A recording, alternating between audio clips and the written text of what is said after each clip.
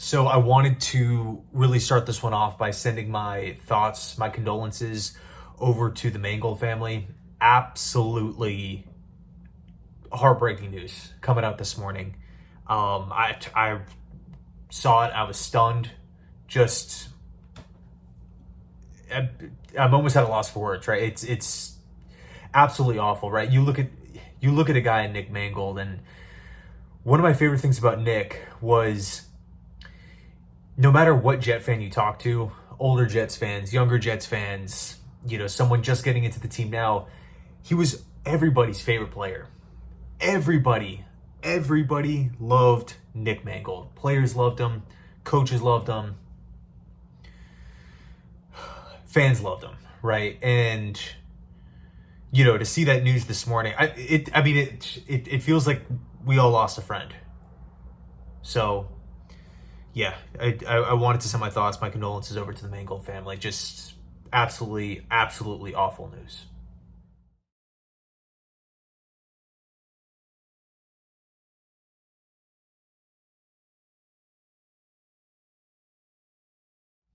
Now, as far as the game is concerned, Jets get their first win, man. Jets get their first win of the NFL season, beating the Cincinnati Bengals in their house, 39-38. Let's go. Let's freaking go, man. So many things to talk about, so many positives in this one. But let's highlight this. The Jets were a winless football team at 0-7, not 0-2, not 0-4, 0-7. Down 31-16 in the third quarter in Cincinnati. Jets walk away 39-38 with the win. Talk about resiliency, talk about fight, talk about effort. And look, it was not pretty, right? There were some tackling issues, there were some youth problem issues, there's some questionable decisions made by the coaches, but man, you go out and you find a way to secure a victory on the road like this.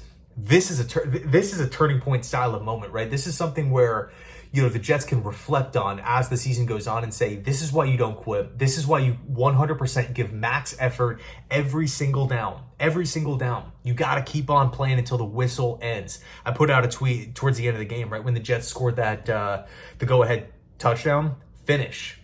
The game is not over until the clock hits 0. We've seen the Jets secure a late lead and then blow it. Didn't happen today. Let's talk about Justin Fields. This dude has got to feel like he's on top of the world right now, right? You look at the Bronco game, you look at the Panther game, you look at the benching, Woody Johnson's comments, the team being winless, right? It felt like all hope was lost. And this is something that we talked about in the video that we posted yesterday about Justin.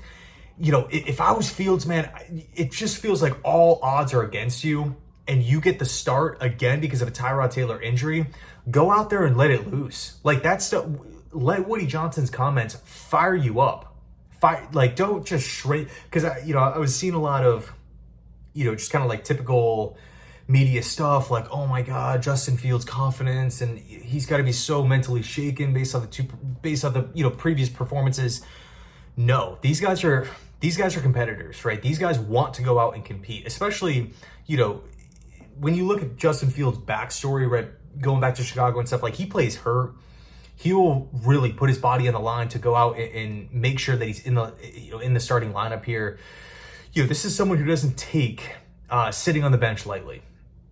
And so for him to get that extra opportunity, again, I just wanted to see Justin just let it rip, fire the ball down the field, whatever happens, happens. What are you going to do? Lose another game? Okay, tack it on to the 7 that we've already lost. Go out and play your game, right? It seemed like there was a better effort from the coaching staff as well to utilize his legs a little bit more. I felt like working off of play action was great. Ideally, I think I would have liked to see Fields outside the pocket a little bit more, but I'm not going to sit here and complain about it. Justin went out and handled business. Turnover-free day, getting multiple guys involved, right?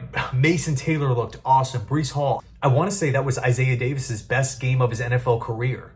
They held the ball for over 33 minutes. I mean, you're looking at some of these performances, starting up front.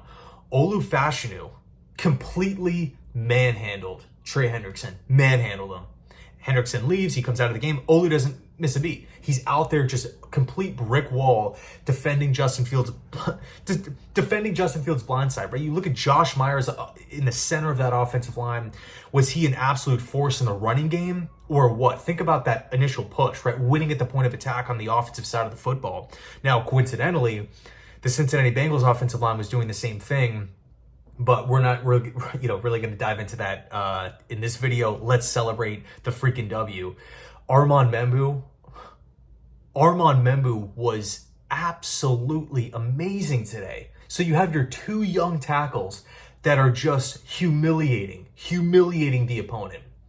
That is I'm going to go as far as to say that today was Olu Fashinu's best game this season. There's been some struggling moments, right? Dealing with speed rushers off the edge.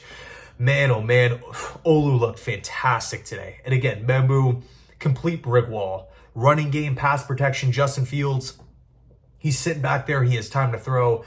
Man, that was awesome. So cool. So cool from the offensive line. What a performance. In, again, both pass pro and run blocking. We have to give credit in both categories. Breece Hall with the touchdown pass, kind of just, last second heave to Mason Taylor, for a 21-year-old way to make a play in the end of a game like that.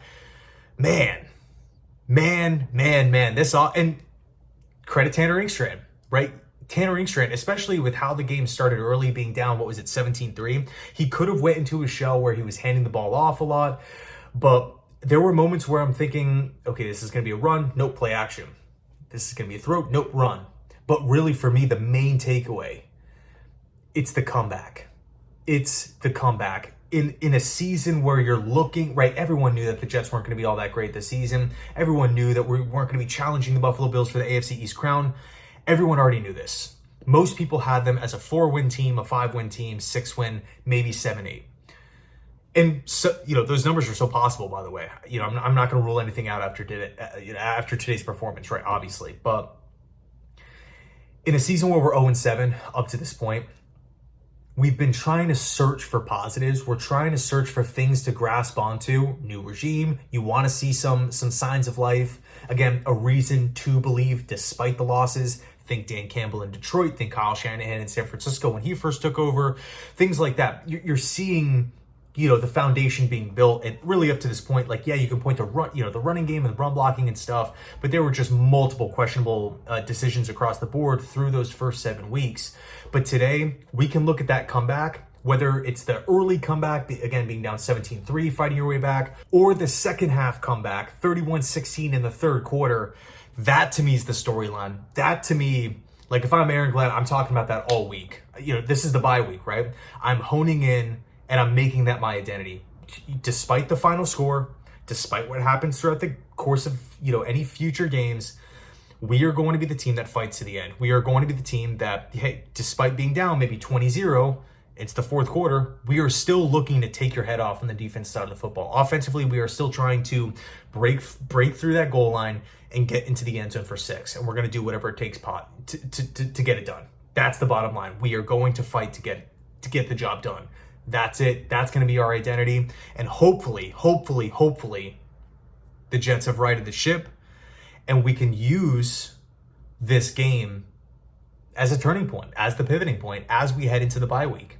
I don't want to see the Jets come out 2 weeks from now slow, sluggish, and rusty. I mean, think of the solid Jeff Ulbrich regime, right? We win a game, time for a parade, time for a party, Super Bowl, here we come.